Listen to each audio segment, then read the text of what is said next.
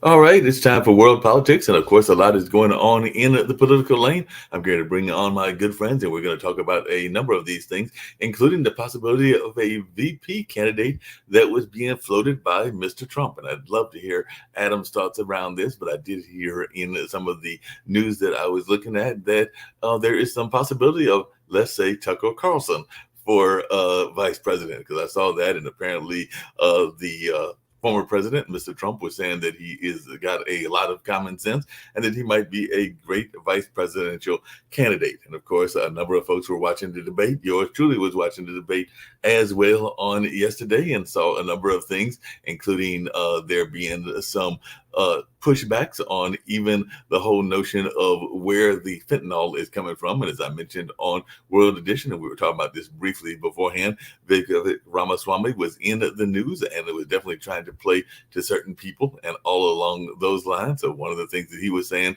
was that he would definitely secure the border and build that wall down there. But he was also saying that he would build a wall up there in Canada as well, because according to him, there's fentanyl coming from Canada as well. So it's not just coming from the Mexican border, but it was his claim that it was coming from Canada also. So he wants to build a wall, apparently maybe two walls, a wall against Canada and a wall against Mexico, and all in that space. So that was one of the things that was being talked about in that debate. And of course, there was a whole conversation around TikTok and whether Nikki Haley's daughter should have been put on blast because of her own TikToks and things that she's been doing in that social media space and all along those lines. And of course, the whole conversation around heels came up as well. And then some people were saying that even Tim Scott was playing to the Christian base. And of course, it was interesting hearing some of their various views on the whole notion of being pro-life and a number of other issues as well. So I'm going to bring up my esteemed panel, see what they've got to say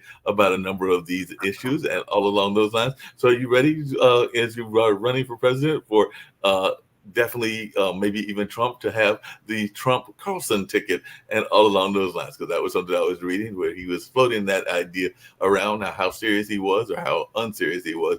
Only things will be found out in the due time. But are you ready for the Trump Carlson ticket? And would that be a good ticket in your mind? And did you sit up and watch the debate? I did sit and watch the debate with much dismay, because none of these candidates have a chance at the nomination. This is a waste of time. It's almost like entertainment more than it is politics. Like I said, none of these candidates have a chance at winning the nomination. Trump is going to win the nomination. And if he wants to pick a VP, he should pick me instead of Tucker Carlson. Tucker Carlson is a TV personality. Now, I have nothing against him, but he has no political experience. He obviously should not be the vice president, but it's not going to matter who the vice president is. This is going to be about Trump and a referendum on Trump, and he's going to beat Joe Biden, and we will see a Trump administration in 2024. So we're going to see the Trump administration come back. It's going to be a repeat, is according to what Adam is saying. So we're going to see him be the first one since Grover Cleveland to win, then lose, then win again. So that is what we are thinking is going to happen, and all in that space. You know, a lot of people are thinking that Nikki Haley did a great job and maybe she could be the vice president, but we have a woman that is involved in our organization that might even be smarter than Nikki Haley. So we're going to bring in one of the founders of this network, that being Kim Calhoun, and seeing if she's ready to challenge Nikki Haley. You just heard Adam say that none of these five really need to be bothering in these debates. I understand there's going to be another debate coming up. I want to say that is in the Deep South, if I'm remembering correctly, and all in that space. But there are some folks that are saying that neither Tim Scott nor Chris Christie did themselves any favors, and that they will probably be dropping out. So it might only be the three. And there is some speculation that we might even actually see Trump in one of these debates, and then even though many people are saying he's got such a sizable lead, why even bother showing up if it's going to be Vivek Ramaswamy, Nikki Haley, and definitely the DeSantis, and all along those lines. But I'm just wondering your thoughts as to whether you are ready to be jumping in the race as president or maybe even vice president. Because when I saw this notion of Tucker Carlson, hey, you got one TV personality, you're a TV personality as well. So maybe it needs to be Vice President Kim Calhoun. So what is our thoughts around this? I think I have more integrity than Tucker does. I don't think anyone is worth my time to run as vice president for. I think that they are all a disgrace, just like Adam has said. I don't think Trump should be our next candidate or Biden. I hope that somehow or another we get a bulldozer and brush them out.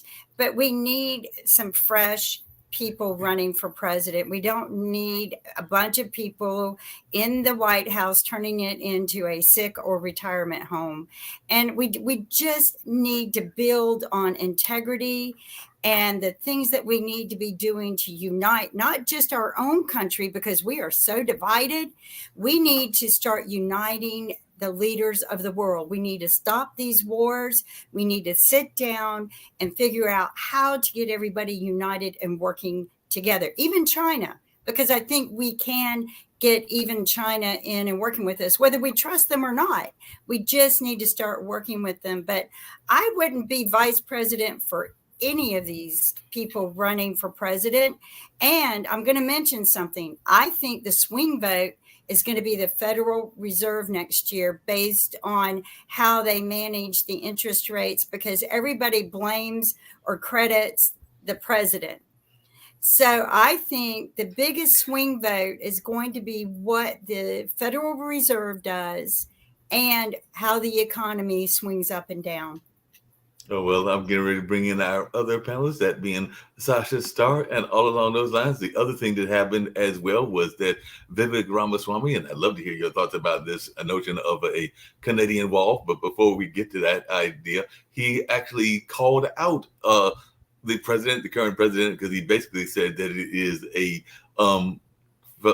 basically like a whole notion of this being a falsehood, that Mr. Biden is going to run and they were going to have a Biden-Trump rematch, because he is thinking that the Democrats, because of some of the things that are going on with Biden and his health, will not be having the notion of even running him. And he said, and one of his quotes at the end was, whether it's Michelle Obama or whether it's Gavin Newsom, the Democratic Party needs to stop this facade of this notion of they're going to run Mr. Biden. So I was wondering your thoughts around this, because he definitely came out there with this notion that there might be another candidate coming out, and not a third party candidate, but a candidate that will run because of Biden's health issues and some of the other things that are going on, including his declining popularity and all in that space. So are we 100% sure, Sasha, that Biden is going to be the candidate for the Democrats? Only if Republicans will nominate Trump, only in this case. If it will be anybody but Trump, of course, Biden will not run. And I think he said many years ago, even before he was elected president, he said that he's a one-time president, just one-term president, and he's not going to run for second term. However, because Trump is doing so well, and most likely he will be nominated, depends on his lawsuit, though. I'm not sure how that will affect him one way or another. I guess Adam knows better as a lawyer. It's not going to help him with his $500 bet, though. But still, one thing, you see, Adam, you have two hurdles to overcome. Number one, he has to be, of course, pronounced nominee for presidential power. Second of all, the lawsuits have to be somehow dealt with. And the third, he still has to win the president election against Biden. With all that on the line, I think if you pay me tomorrow, I say I'll be very liberal with you. Say $350, and we're okay with your bet. So you save $150. So, I mean, if you're interested, right? once my check to Mr. Putin clears, I'm going to be happy to pay you $350. But look, here's the thing. Now, first of all, Kim's obvious prejudice against the elderly is very appalling. I want to tell the elderly right now, you still have a purpose. But besides that, I do. Joe Biden is going to be the Democratic Party nominee. It's too late to get somebody else in there. Trump is going to be the Republican Party nominee. These 5 candidates are a disgrace. They offer no new ideas. It's like political theater. As far as the charges against Trump, even if he's found guilty on all counts, he's not going to be barred from running for the presidency. And Trump will win the presidency over Biden because Trump's policies on the economy, on the border, on inflation, on taxes, on corporate taxes, lowest Hispanic and African American unemployment rate are so much better than under Biden. The middle class is suffering under Biden and inflation. Trump will win the presidency. And when he does, something special is going to happen. Because last night, I couldn't sleep last night because of the insults against Russia that these 5 candidates made. Trump is going to establish a bridge to Russia where we partner with Moscow in making a new world order that makes us more safe, more stable, and more peaceful. There is one danger, though, that if indeed you're right, and you will win bad, and Trump will become president of the United States, guess what? Putin may no longer be there. So he will have to make a peace. That would be such a tragedy. Putin. It will be a tragedy, no doubts about that. But remember, who would replace Putin? Who will replace? It's a good question. There are enough bandits in Russia to replace Putin. There is a lineup will be to replace him. So don't worry about that. Russia is full of bandits and gangsters, and just name it. That's more than enough to elect one person to replace Putin. He will be younger, for one thing. He will be more talented. He will be more aggressive than Putin. Putin, you see, Putin, if he would be all right, he just got a little piece, 20%, 22% of Ukraine. Stop right there and go right into Poland and Baltic republics and Belarus. Belarus is his already anyway. And just do something. You see, he's so old and lazy and that is very rude. It is rude, but I agree. This discrimination against the elderly on this show. No, I hear what you say about the elderly, but I think I may have come up with a great idea, and I want to hear what Adam, as the youngest member, thinks of this idea. But we are having some trials that are going on. There are the trials that you just alluded to that are dealing with Trump. I understand that there is some impeachment proceedings that are going on, even in the Biden case, and all along those lines. I think that they have summoned the son and some other people, and of course we know that on the other side, Ivanka has been making some testimonies and all of that in the fraud case. So with all of these legal problems that are mounting for both candidates, this is my radical idea. I'm not saying that we need to do this 100% because some people might be offended by what I'm suggesting and all along those lines. But, there was the Hamilton and Burr case that existed historically and everything. So, Sasha, what do you think we sit about in the middle of D.C. and we just do the old-fashioned duel and all along those lines? So I'm thinking that might be the way to solve this political differences. That's what they did in the days of Hamilton and Burr, and maybe we would have a Biden and Trump duel. So what is y'all thoughts around this? Is it time for it just to be a Trump-Biden duel the old-fashioned way? It's not. It's not just that they're both old and for different reasons. They're just. It's very difficult to apply common sense. Why this old men who are they're dying pretty soon, right? So why are they spending their time and talent on this running for the office? What are they going to do in the office? Adam is relying on some wonderful programs that Trump has. He never had program. He never had it in 2016. He didn't have one in 2020. And he doesn't have one now. All he's talking about that election was stolen. That's all his program is. And all his so-called nuclear electorate, the base. Okay, here's a base. All they care is for him to be nominated and beat Biden and to say, I told you so, the election was stolen. Now here's a real election and he beat Biden and everything is great. What is his program? He cannot formulate program. He has a mind of a third grader. How is a third grader can formulate I any mean, program? I mean, it's not just my opinion. There are this, other. I know. this heresy that's going on here. I mean, if you did this in I heard Russia, it. I mean, I heard that today.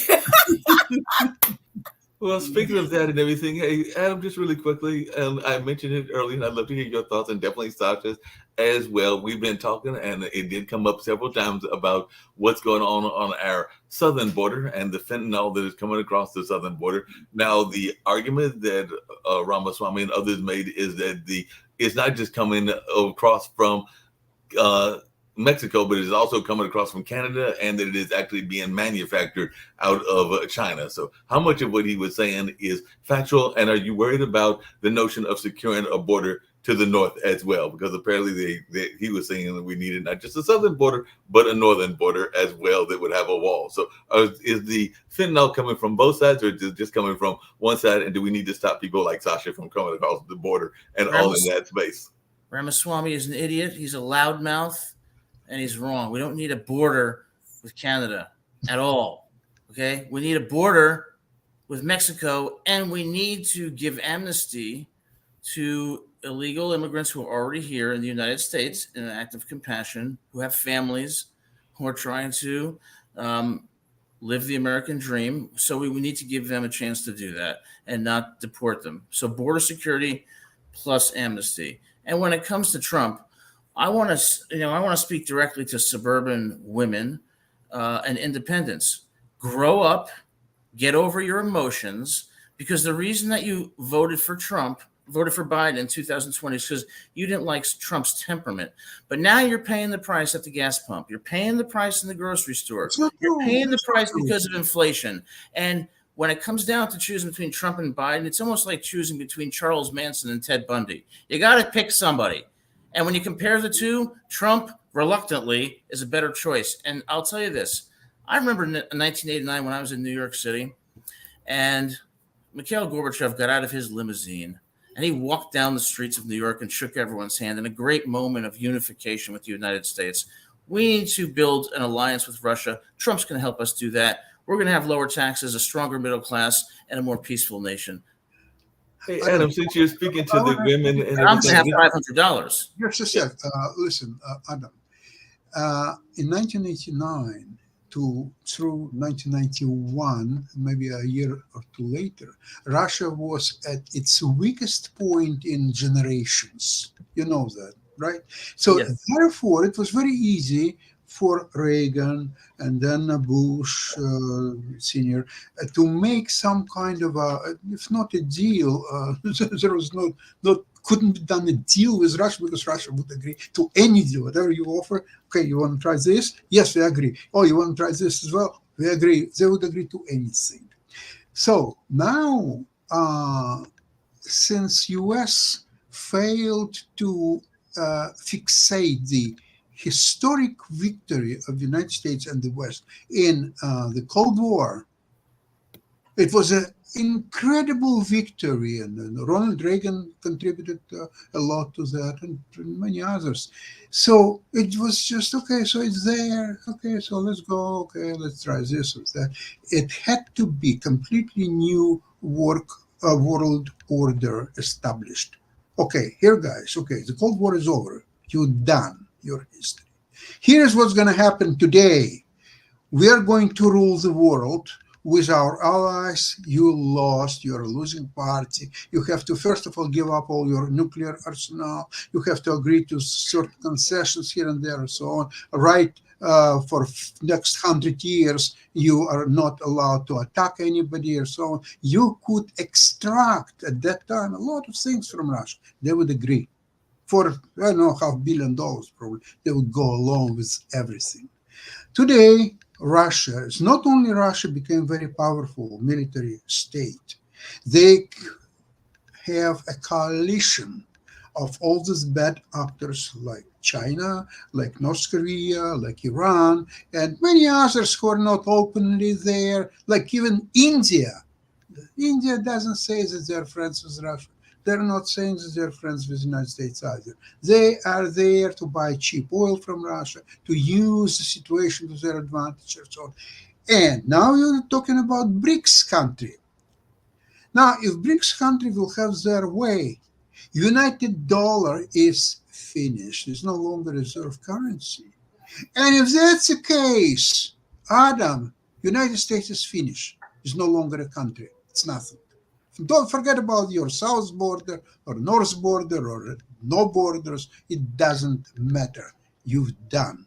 And So we in know order, who runs BRICS, right, Sasha? We know who's in charge of BRICS. no, of course, the only idea is of BRICS. Look, how you could put some common denominator between such a diverse and faraway countries like here is Russia, here is Brazil, here is South Africa. It's a madness, but there is an anti-American agenda. That's all and the only point what unites BRICS, and Putin is working on this project since 2007 when he had his speech and the Munich international conference, and he had his anti-Western speech, and that was a beginning, a harbinger of things to come.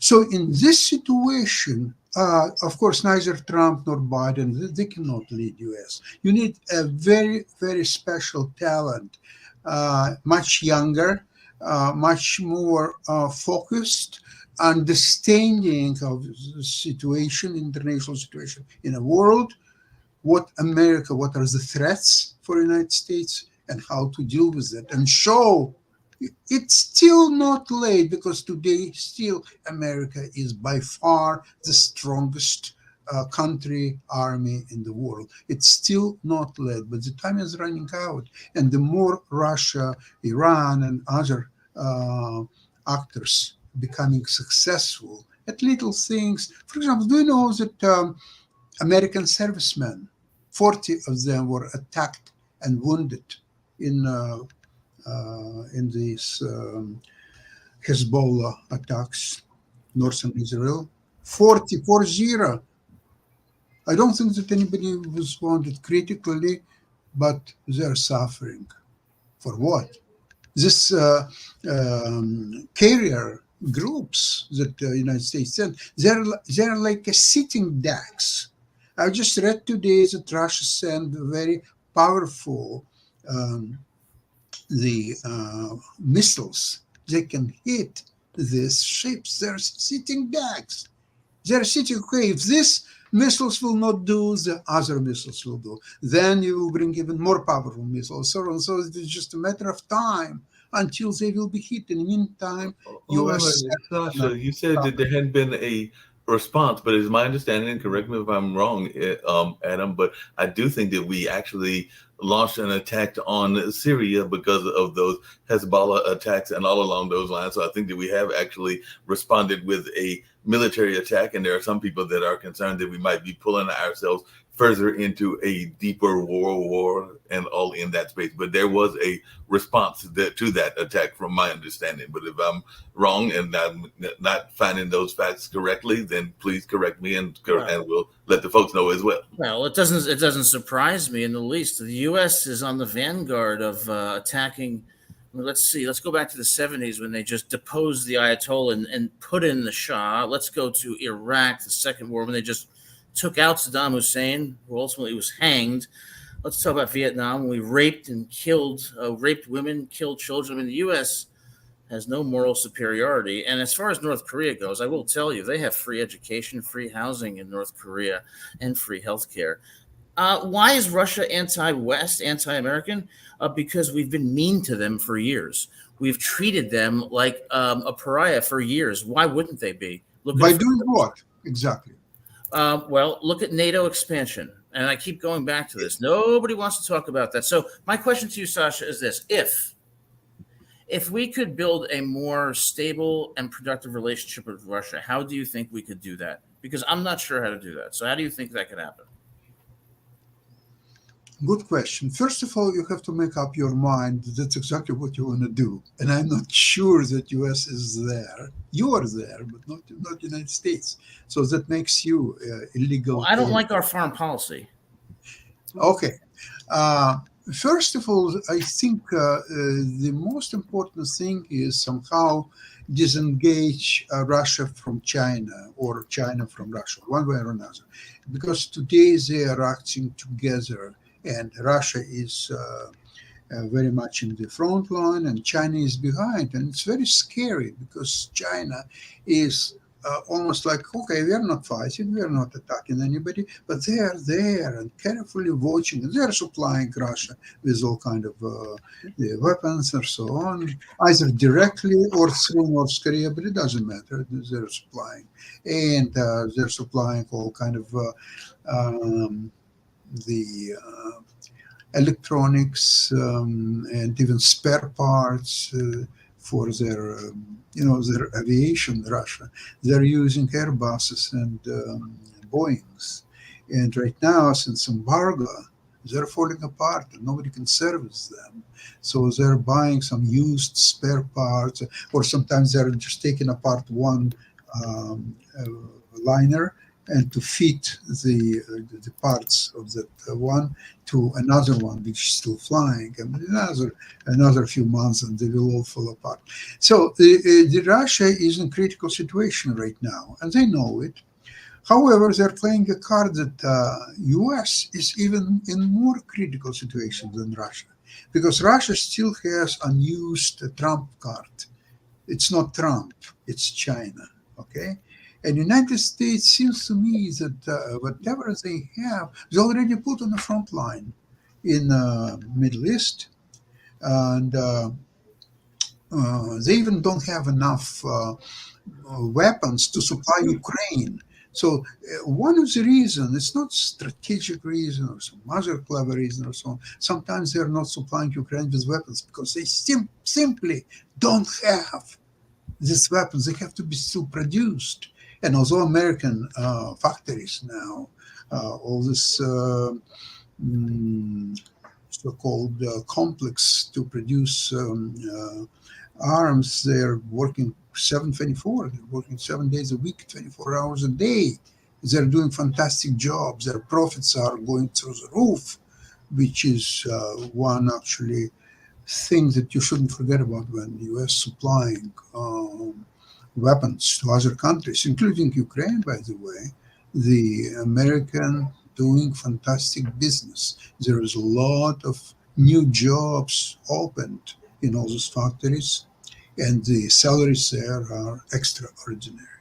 Okay, so answering to your question, I have to understand, and I'm open to suggestions, how to make peace with Russia when Russia denies Ukraine even right to exist. Simply, the country is, how Putin put it, it's an artificial entity that was created by Lenin in 1920 or so, and that entity has to go. There's simply no place in this world for them. Maybe in a Mars or Jupiter, maybe they can do something there. But in this world, there is no place for entity by the name Ukraine. So how you go? You have to either agree to this formula. So then you probably can make some peace with Putin. Why not? But you have to agree to this formula. Interesting thoughts and everything. I want to come back to something you said earlier, Adam, and get off the definitely may come back to some of the other world stuff as well. But you mentioned the suburban women and that suburban voice and everything. And one thing that I have seen in the election, some people are saying that it is the Democratic key to victory, and some people may agree or disagree. But the Dobbs decision was recently made, and now a lot of the states are actually going in the direction of giving abortion access. We saw that in Ohio. We saw that in a number of other states as well. So I'm just wondering your thoughts. Is this going to be a pivotal issue in the elections? Because I do think a number of suburban women are actually looking and are going more the pro-choice side than the pro-life side, even though all of the Republican candidates came out pro-life. But I'd love to hear your thoughts, and even Sasha's and Kim as our one woman representative here on this particular show and everything in that space, as to whether this is going to be a pivotal issue in our national politics. Well, in 2020, suburban women, not surprisingly, were a disappointment. Far too emotional, focusing on Trump's temperament and a single issue. But I think that's going to change in 2024 because money trumps social issues. The middle class has been hit very hard. Inflation has affected them terribly. I still pay $4 for gas. They're going to realize that they were better off under Trump than under Biden. So I don't necessarily think Trump will win suburban women, but I think he will lose by a much narrower margin. And I think independents are going to go towards Trump for the same reason. When they compare the two, they were doing better under Trump before COVID than under Biden. I also think there's an intangible factor. Biden just looks so old. He looks so incompetent. And people, when they look at a president, they want to look up to a president and think that the president is, I don't know, someone who can be a leader, someone who's, different than they are, special, elite. And I think that's going to go against Biden too, especially when, unlike 2020, he has to run a traditional campaign rather than being able to campaign online due to COVID. Kim, what's your thoughts around that? Because like I said, that's an issue that a lot of people are looking at, is this notion of where women are going to fall in their voting. And I do agree with Adam that some of it will be around pocketbook issues, but there are a lot of women that were not pleased with the Roe versus Wade, the Dobbs decision, and that does look like they are voting more on the side of wanting more of their rights being protected and all along those lines. But I just wondering, as like I said, you are the sole women representative. I did invite Kelly and some others to the show and everything. But what is your take on this issue? And do you think that some of your friends that might be liberal or conservative might be looking at that as a key issue, that there might be one that they focus on? Well, Mark, I believe that it's a divided issue. And the reason is because of religion. Many people vote based on their religious, theories. And I disagree with that. I disagree with, the state and religion doing laws together. I think it needs to be separated. But all of this abortion BS, nobody's taking care of the babies after they're born. Yeah, okay, go ahead and prove at 22 weeks that, they're a living, breathing entity, but you're not taxing them, okay? Or you can't get a tax deduction for them at 22 weeks. So personally, I don't think it should have anything, men, first off, should have no say-so over any woman's body. They shouldn't be chaining them to beds and arresting them for having abortions or going to other states and having abortions. That's another problem I have with the United States. If I were president, the first thing I would do is unite the laws, and we would get rid of this state and church bullshit. Excuse my language. It's got to end. Okay.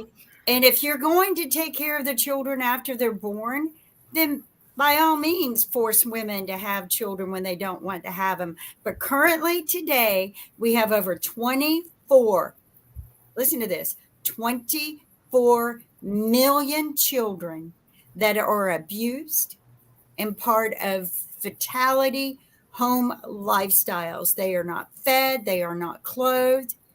They are abused. Okay? And nobody's helping them. No one. Yet we got to force women to have more babies that don't want them. Now, I will say this. I have met a few women in my career who had children without the male ever stepping forward to help them. And they did an awesome job raising these children. Fabulous job. Somehow their family helped them out a little bit. But I, just spoke with a woman the other day. I just respect the world out of her. The man didn't step up to the plate. And maybe she's lucky he didn't. Maybe he was a horrible person anyway. Well, we know that. And she raised that child on her own.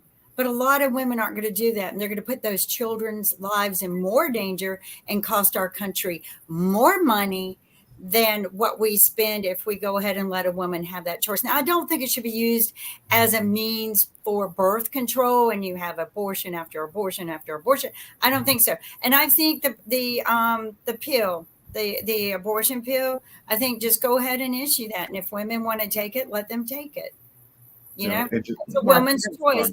And I think that, unfortunately, these are not going to be what decides the president. I will get back to your answer. I don't think these issues will decide the president. What I think will decide the president is the economy next year. If the economy gets better, if the interest rates get lower, and we, work a little bit where students that are graduating have a better means to a lifestyle other than that heavy student loan debt that they have to carry on their backs and can't get, mortgages or anything. I think whoever fixes that, and if they fix that next year, that's going to swing the vote in that person's direction. Hey, Adam, just really quickly, and I was actually going to direct it back to you and definitely hear from Sasha as well. That was actually something that I heard, I think, both from Vivek and Tim Scott, was what Kim just alluded to, which is that if we're going to protect the women's, if we're going to protect the baby, then we also have to protect the life even as they go into adulthood. Because I did hear a couple of the Republican candidates state that notion of this fact that you just can't protect the baby's life, but you also have to make sure that they are taken care of until they are adults and are able to take care of themselves. And I did hear at least 2 or 3 of the candidates mention that within their statements. But what is your thoughts around that? Because that is another thing that I think comes down to a pocketbook issue. Where are we going to make sure that they have adequate schooling, adequate care, adequate food, and all of that until they are able to get it on their own? Well, certainly we would agree that that's a moral imperative. But, I have a message for women out there, especially young women. Stop having sex. Focus on your education. Focus on your financial stability. Forget relationships when you're 19 or 20. And God forbid, if you're going to have sex, use contraception.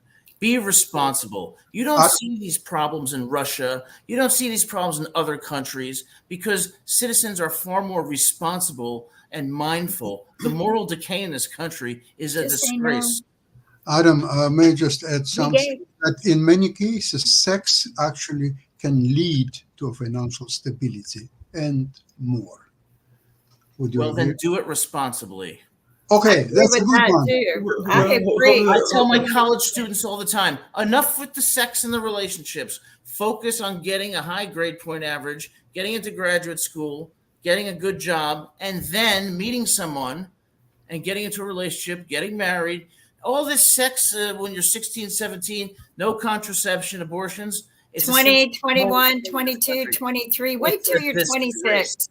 Well, speaking of that and everything, I definitely have to push back on something that you're saying slightly because even to what Sasha said, hold on a second, even to what Sasha said, there are a number of people, we know the incident that happened with Jeffrey Epstein and that whole island and everything. And there was a recent news story coming out of Boston, Massachusetts, where apparently, there are sex workers out there that are specifically, I guess, targeting some of the political elite, and who knows who's in their black book. Did we ever find out the madam's black book and who might have been in that black book? But there are a number of political leaders and others that are apparently part of this brothel ring that is coming out of Massachusetts. So is this something that we are concerned about? And are we going to see some high names come out of this case? Because it just came out recently, I think in the last 2 days and everything, that there's a major brothel ring that is coming out of Boston. And there are some names on that book that who knows who those people are.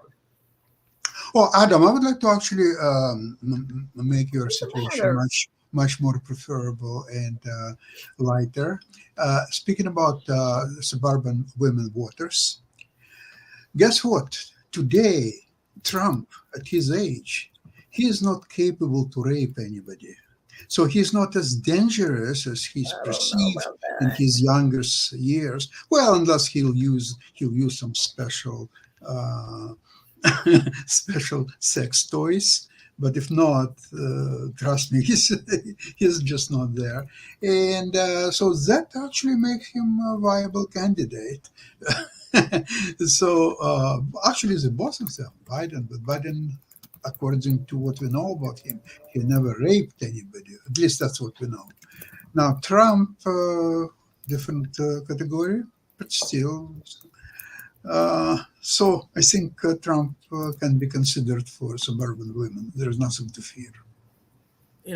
Well, suburban women, I think, are going to vote with their pocketbooks this year. And, but, when I was thinking when this discussion was happening about young people, sex, not using contraception, the moral decay of the United States, I was thinking about the Russian national anthem. And when I go on YouTube and I hear the Russian national anthem, the citizens stand for it with such pride and such joy. And in the United States, they kneel. That's the difference. I don't like the way this country has gone. As much as Russia has engaged in atrocities, certainly, their citizens are elite. They're smart. They are. They love their country. In the United States, it's really shameful. We don't even compare to them intellectually, our maturity-wise. It really is a symptom of the moral decay of the United States. Adam, you're absolutely right. They are elite people. Remember when Russia invaded Germany at the end of Second World War? 1.5 million German women were raped by Russian soldiers, and nobody complained about it. It was a collateral damage. It was, well, you lost, you're losers. That's disgusting. What can you do? Well, yeah, but that's what the war is all about. The losers have to suffer. That's all. Yeah. Hey, Adam and Sasha, what are your thoughts? I know that part of your show, Sasha, deals with this, but we brought it up a couple of other times. I've had some guests that have brought it up, but what is the thought about the Chinese involvement in world politics and in a number of other political lanes as well? Because we're talking about what Russia is doing and whether you would be, as president, a supporter of Russia, but would you be sitting down with Xi as well, Mr. Adam, and all along those lines? And what is your thoughts around China? Because every time I turn around, I think I've got a Chinese neighbor and everything. They are coming into our universities and they are definitely buying up property, not just here, but in Africa, Asia, and a number of other places as well. So what is your thoughts around invasion of China and our role within a relationship with China? Well, I'm not an expert. I certainly would welcome into this country all intelligent people who could contribute to our economy and have a moral compass. My view broadly on China, Russia, North Korea is that it's better to try to forge alliances with them and to, as they say, bring your friends close, but your enemies closer.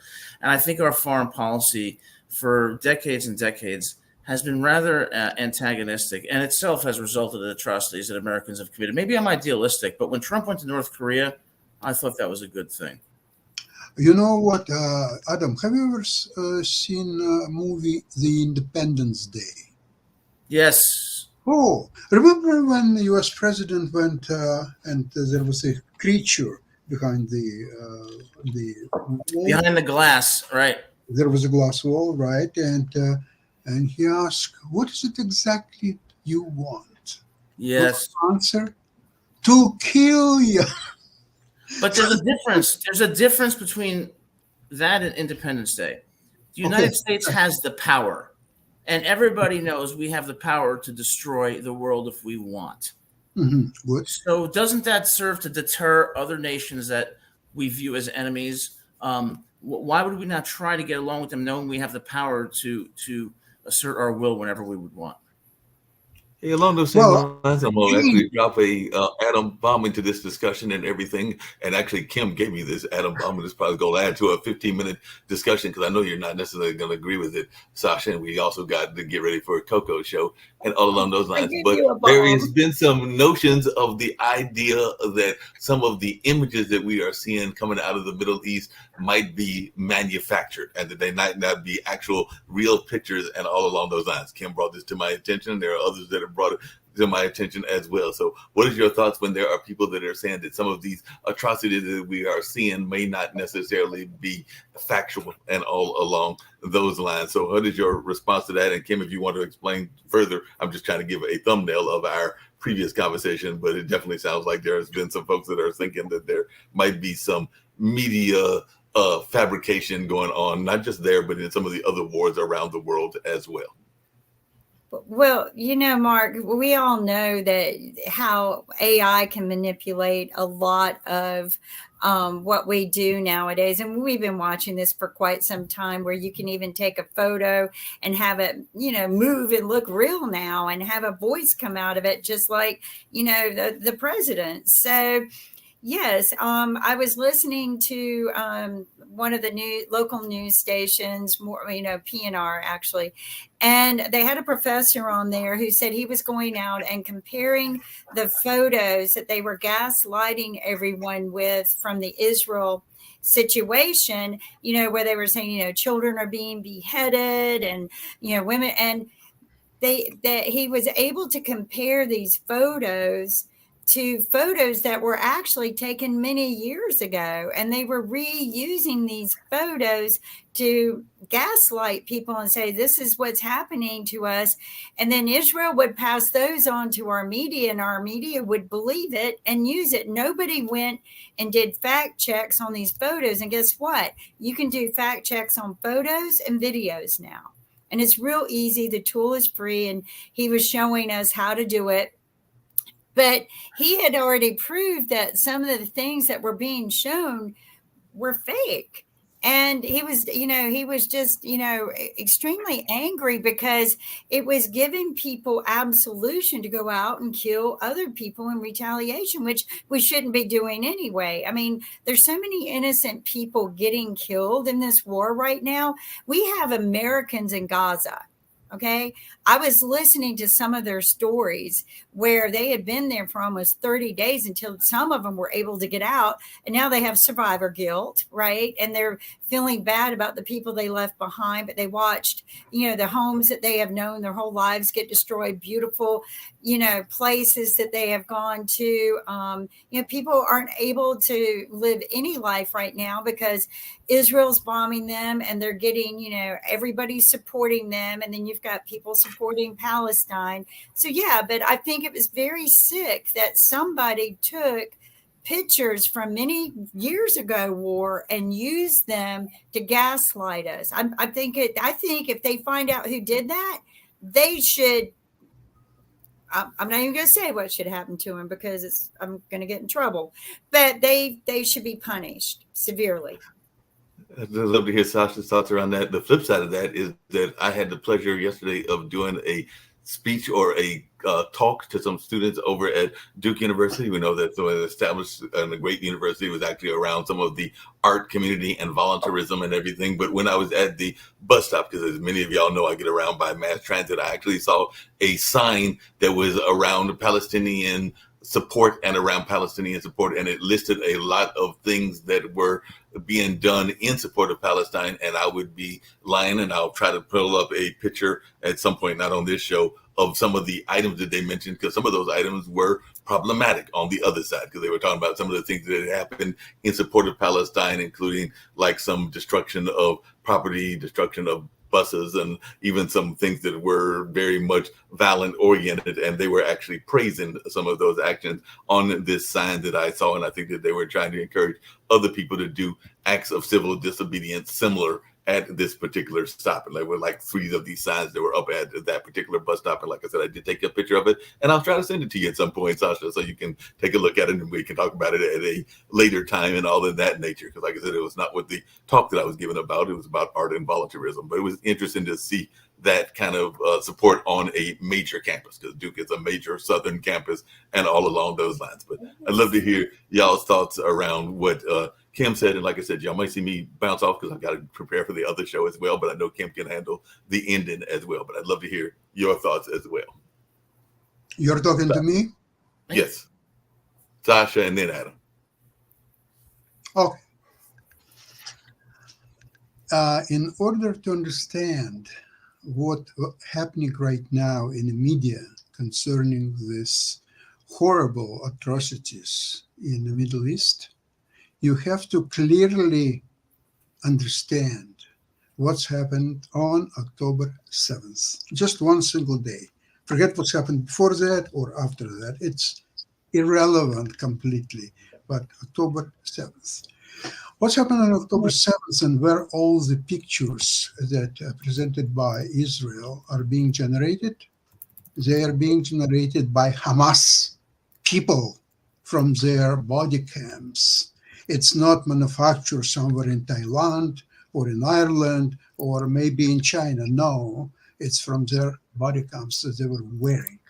Because all the purpose of this attack was to create horrific images and spread them around the world to show, okay, here is a great Israel that nobody could do anything about it, and here Hamas, look at what we've done to Israelis, look at how many people we killed, look at how we killed them, look at, okay, they got hostages, but hostages was like almost byproduct. It was not their goal to take hostages, because from public relation ideas to publish pictures and all the images, it's not here nor there. Although there are some images for taking hostages, of course, they are there. Like, for example, a very old woman, a Holocaust survivor, and she was one of the founders of the kibbutz. She was taken a hostage. But again, it's not that horrific. Okay, so you took hostage 82 years old woman. What's the big deal about it? But when you are slut children and you just take their little heads and you put and make a soup out of it, when you beheading women and children, and you're doing that for almost all day, because they started their attack in 6:30 in the morning and they were evicted by Israeli army basically several hours later, around like 5-6 o'clock in the evening, unfortunately. And all these body cams, they were doing images in real time. It was not that they came back to Gaza and then they started to edit and do some work or so on. It was done in real time. And by the way, the Israelis prepared all these materials. They made it one package, which has been shown yesterday for the first time ever in New York. Today is in Toronto, and then it will be shown everywhere, in probably starting next week. As this was done yesterday and today only for correspondents of the major newspapers. More than half of them could not stay until the end. They had to leave. So I think it will become widely available next week. So people who have some reservations or some doubts or whatever else they might have, they will see it for themselves. Thank you. Well, Sasha, it looks like they got the war that they wanted on October the 7th. You know, when what I saw has that, Adams thought about the fake media and people making up the photos? I don't, there's always going to be a certain amount made up, but most of the stuff you get is. Well, I suspect that some of it is probably manufactured, but I think intelligent people can probably distinguish. But you know, more broadly speaking, what bothers me about the way that the United States views the world, you know, do you really think that Kim Jong-un is so inherently immoral and that we're morally superior? Do you really think that Vladimir Putin is so morally inferior? No, they're just different. They come from different cultures. They come from different backgrounds and governments. If we don't seem to have that perspective in terms of recognizing cultural difference as a basis to have constructive foreign policy. And I think that that's a problem with our foreign policy. And I don't see it changing unless we recognize that. But how do we change it? How do we recognize people like Putin and this? We don't have to, Sasha. I mean, Trump was doing that with North Korea, wasn't he? Come on, look, Reagan did that with Gorbachev, didn't he? No, we don't have to play into their. We don't have to pander to every Nazi that's out there in the world.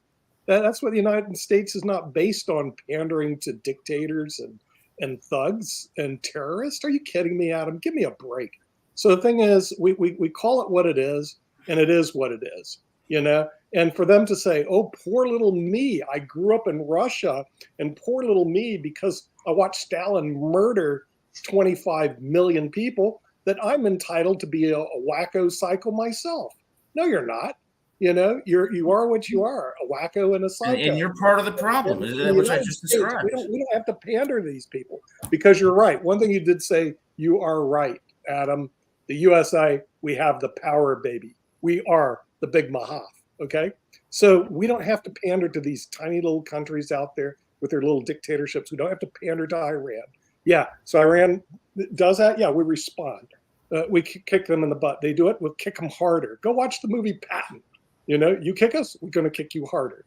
You've been watching Top Gun again. I don't embrace that philosophy of Israel's the same way. Israel goes, look, on October 7th, you got your one shot. You took a hit with the bully. You took a hit in the bully, right?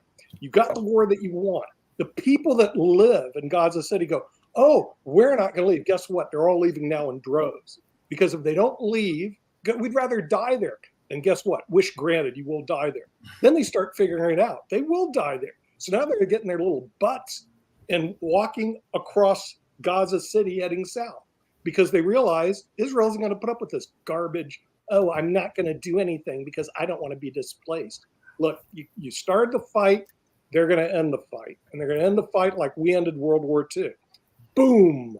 100,000 innocent people died. So that was a tragedy. What we did. Disgusting. The Japanese general. No, it wasn't a tragedy. It was what it was. You don't mess with us. Okay? Nick, remember that the Japanese generals and admirals who attacked Pearl Harbor, they knew that sooner or later U.S. will defeat them.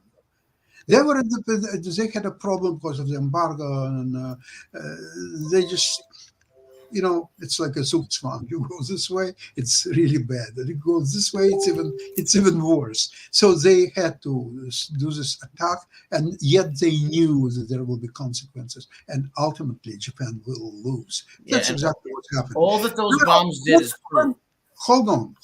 When Hamas attacked on October 7th. So what was the game plan?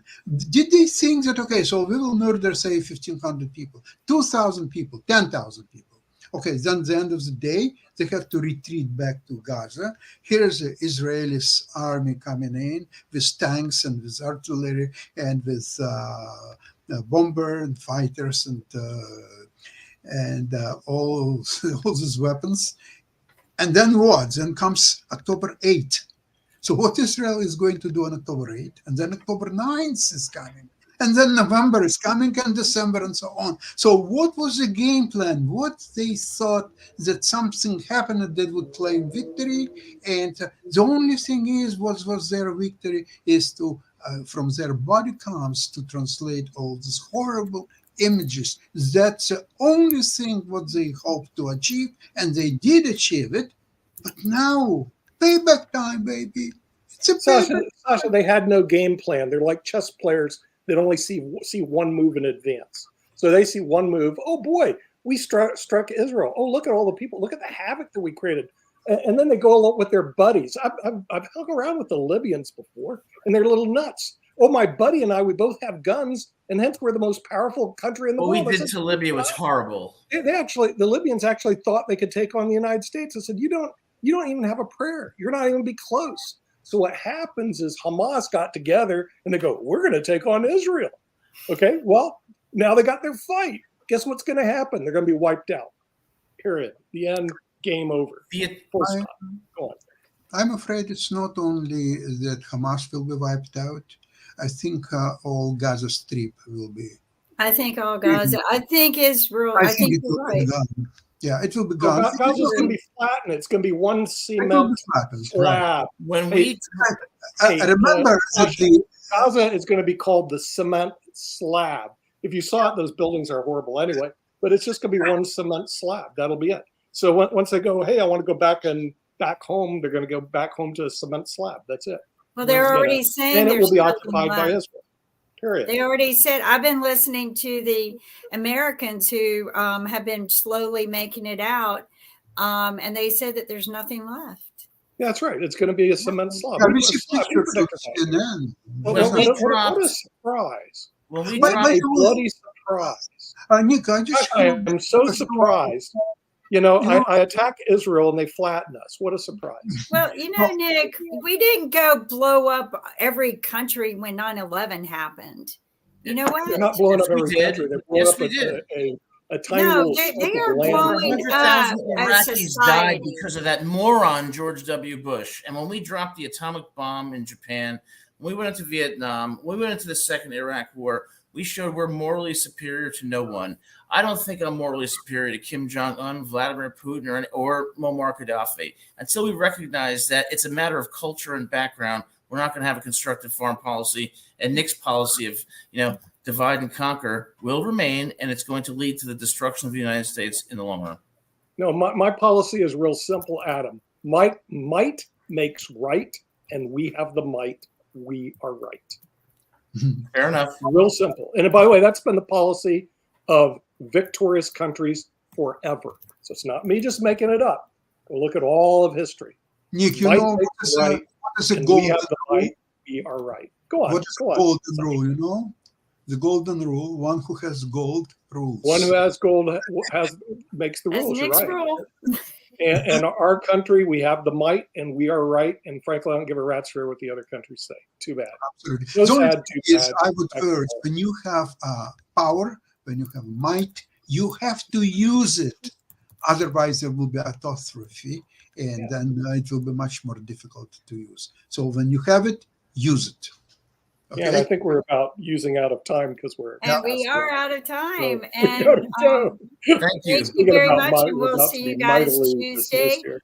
Don't forget to thank a veteran. It is Veterans Day on Saturday. Go hug a veteran, take them out to lunch, buy them a drink, but appreciate everything that they have done for us in every country, because they have made certain that we all have a safe home and place to be in. I hope They somebody show invite might, which makes us right. And with that, we'll see. somebody will invite Biden for lunch. You think Biden is a First World War or something, no? I'll buy him lunch. I just hope he stays awake.